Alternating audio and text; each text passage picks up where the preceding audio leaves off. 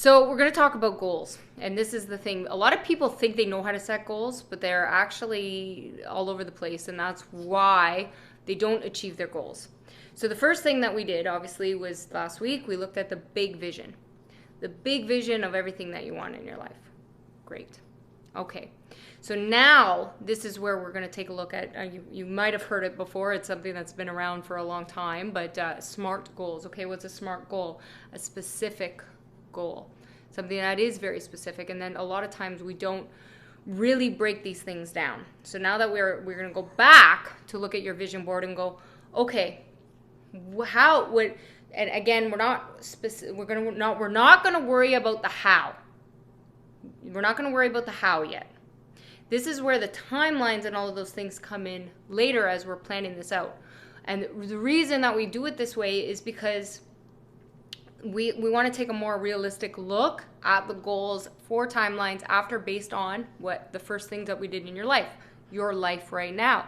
And that will dictate a lot more of the future and different things. So the next step, we're looking at just your goals overall. So we're taking your dreams, breaking them down into goals without timelines, without those things. Because so in looking at our SMART goals, yes, we make them measurable, attainable, relevant, and time-based.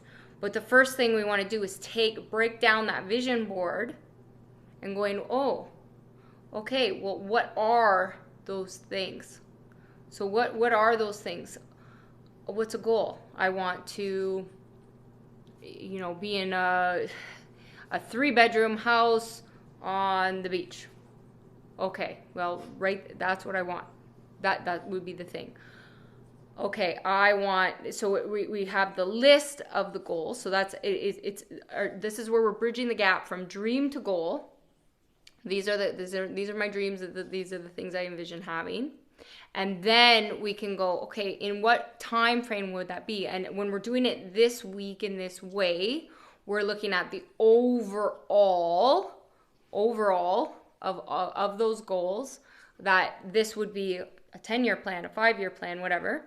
Because that could even change. We're on the big ones. We're also, so I'm going to keep this so I'm not scaring you a little bit, our this week too, as we're building that out. So we have our dream board, writing those goals.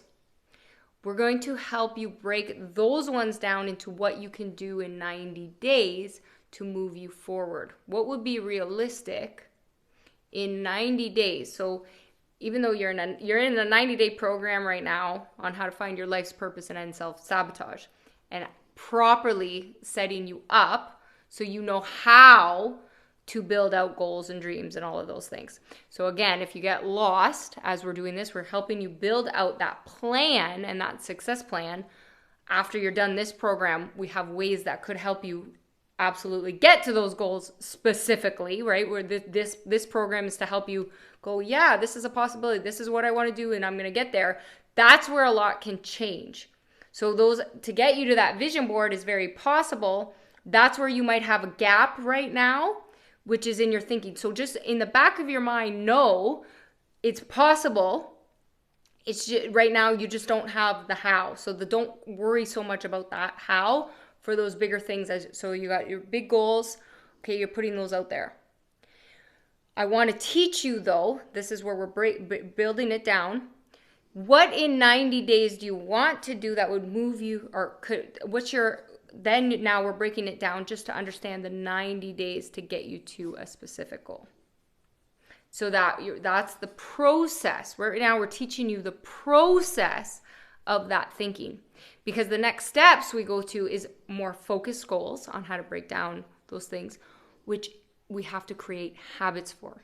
So in looking at your current habits to replacing new habits is actually how you achieve your goals. And that's where it's the thinking and the mindset around breaking these things down is when you understand that, and you understand the self-talk, and you understand your own story and how you self-sabotage, is why you haven't achieved your goals. That's the process that we're going through and that you're learning. So that's how you're setting these things up.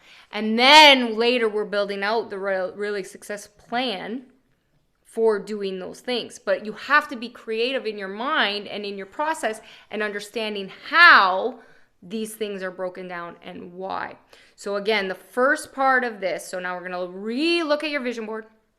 I just want you to start writing the things down now in more of a list form, right? So in a list form, could be in a journal, in a paper, whatever the way you want to do it.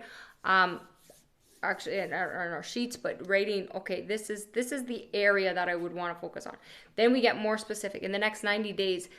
Because when you're up here, this is your thinking. Then, right, so that's all over the place. Okay, well, how do I break that down into the next thing? And what do I have to do in what the thinking would be in the next couple of years to get to that spot? Okay, well, that's still really big thinking. What do I have to do in the next 90 days to get to where I want to go?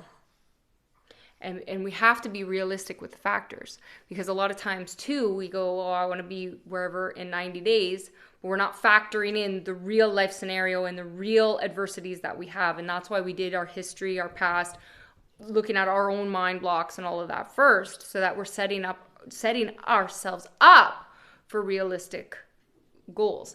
And the thing is, too, in the past, if you've set goals and you have failed or any of those things, understand that at this point, that's a good thing. Why is it a good thing? Because that's an opportunity for you to learn. Where did you fail? Where did you struggle? A lot of people, I myself have not been a person who has failed failure. I have fear of success. That was my issue.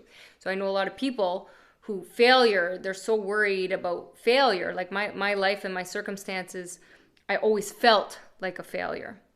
So that's why I was almost like giving up before I even tried, or not really trying to ever win. I never fit in anywhere. I never was like, oh, I'm going to win this contest. I need to be the best. That wasn't me. However, I have a lot of friends who are like that perfectionist type and that failure.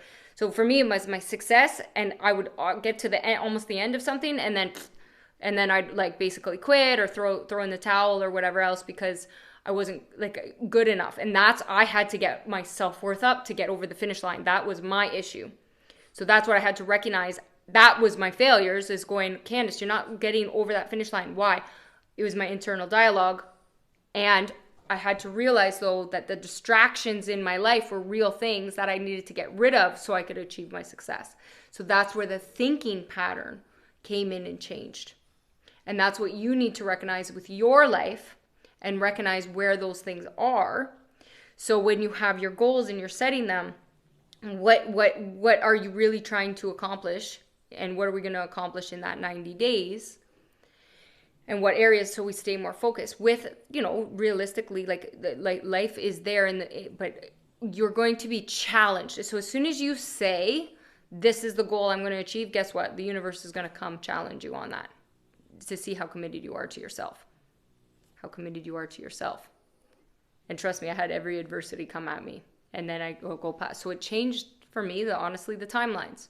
So I say the people that fear failure, oh my God, if I don't achieve this in this timeline, you're setting yourself up to do it no matter what, but life, you still stay off track. So I've gone off course in my life, right? And then come back around, and I had to understand why. And now when I set myself up goals in a timeline, I can achieve those in a different way. Why? Because I have a deeper understanding of myself, how my brain works, the distractions around me. I have a deep understanding of my adversities. I have a deep so I can set better realistic goals. So understand, this might be a process for you that might take some time to really identify and recognize. And that's why we're not, so when I say planning out the 90 days, we're not doing a 90-day plan. Like if later you find you're building out this plan, you build out the success plan, and you want somebody to walk you through to help you specifically and get these goals even more targeted and get that, we have that for you later. But understand, this is the process and the thinking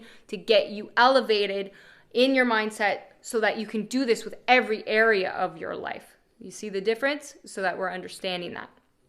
Because the people that fear that failure all the time don't generally step out of their comfort zone, and because they're so worried about being judged. And I've even known people to say, oh, I don't care what people think, and blah blah. They're full of crap. Because if you fear, like, oh, failure or any of those things, even if it's for yourself, there is some, you are concerned with what other